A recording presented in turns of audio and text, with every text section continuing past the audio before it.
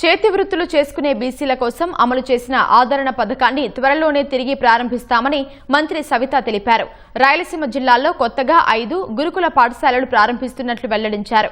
శ్రీ సత్యసాయి జిల్లా రామగిరి మండలం ససనకోటలో బాలికల జూనియర్ కళాశాలను ఎమ్మెల్యే పరిటాల సునీతతో కలిసి ఆమె ప్రారంభించారు. వసతి గృహాల్లోని విద్యార్థులకు నాణ్యమైన భోజనం అందించడానికి సూపర్ ఫైన్ బియ్యాన్ని సరఫరా చేస్తున్నామన్నారు.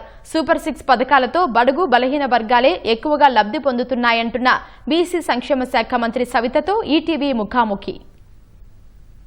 రాష్ట్ర వ్యాప్తంగా బీసీ సంక్షేమ వసతి గృహాలు కేజీబీవీ పాఠశాలల అభివృద్ధి మొదలైంది. ఈ నేపథ్యంలో బీసీ వెల్ఫేర్ శాఖ మంత్రి సవిత గారు మనతో ఉన్నారు. బీసీ సంక్షేమం సంబంధించి ఎలాంటి నిర్ణయాలు తీసుకున్నారు, ఏ విధంగా అభివృద్ధి చేస్తున్నారు అన్న విషయాలు అడిగి తెలుసుకుందాం. మేడం చెప్పండి, రాష్ట్ర వ్యాప్తంగా ఈ కేజీబీవీ పాఠశాలకు సంబంధించి ఎలాంటి అభివృద్ధి కార్యక్రమాలు చేపట్టారు?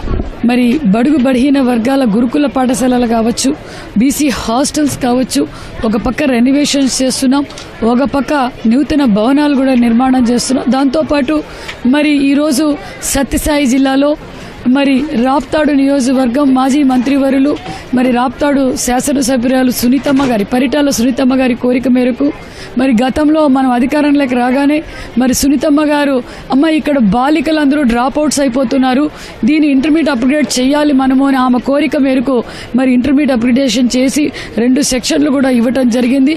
యువగల అధినేత నారా లోకేష్ బాబు గారు 6 ప్రపోజల్స్ పెట్టడం కూడా జరిగింది. మన డిపార్ట్మెంట్ ద్వారా 6 కూడా పాఠశాలలుగా ఉన్నవి కళాశాలలుగా మార్చాం. అంతేకాకుండా మరి గురుకుల పాఠశాలలు కూడా చాలా డిమాండ్ ఉన్నాయి. గతంలో అన్న నందమూరి తారక రామారావు గారు గురుకుల పాఠశాలలు మొదలు పెట్టారు.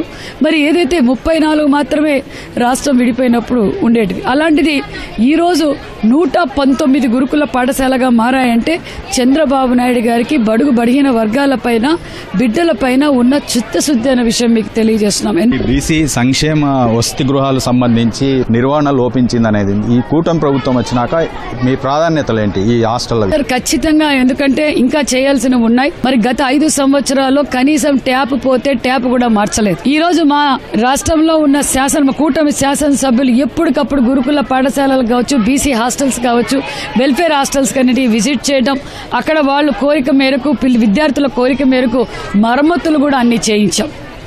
100 కోట్ల రూపాయలతో మరమ్మతులు చేయించాం, కొత్త భవనాలు ఏర్పరిచాం, ఇంకా చేయాల్సినవి ఉన్నాయి. మరి ఈ బడ్జెట్ లో కూడా మా బీసీ వెల్ఫేర్ తరఫున కూడా 100 కోట్ల రిపేర్లకు కూడా ముఖ్యమంత్రి గారు కేటాయించడం కూడా జరిగింది.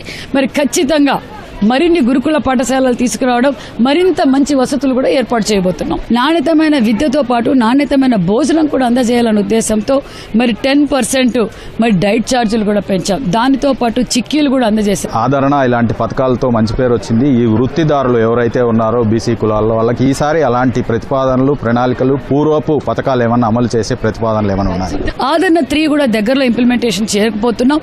మరి కుల వృత్తులతోనూ కార్పొరేషన్ చైర్మన్లతోనూ వాళ్ళ సూచనలు సలహాలు కూడా తీసుకుంటున్నాం. మరి ఆదరణ ద్వారా 1 ఫ్యామిలీ 1 ఎంటర్ప్రెన్యూర్ తయారు చేయాలన్నదే మా ముఖ్య ఉద్దేశం, మా ముఖ్య లక్ష్యం అనే విషయం కూడా తెలియజేస్తూ మరి ఈరోజు సూపర్ 6 పథకాలు ఈరోజు ఎక్కువగా లబ్ధి పొందుతుండేది మరి బడుగు బలహీన వర్గాల వారే. ఈ ఆదరణ పథకాన్ని కూడా తొందరలో ప్రారంభించనున్నామని మంత్రి సవిత చెప్తున్నారు. కెమెరా పర్సన్ నారాయణతో లక్ష్మీప్రసాద్, సత్యసాయి జిల్లా రామగిరి నుంచి.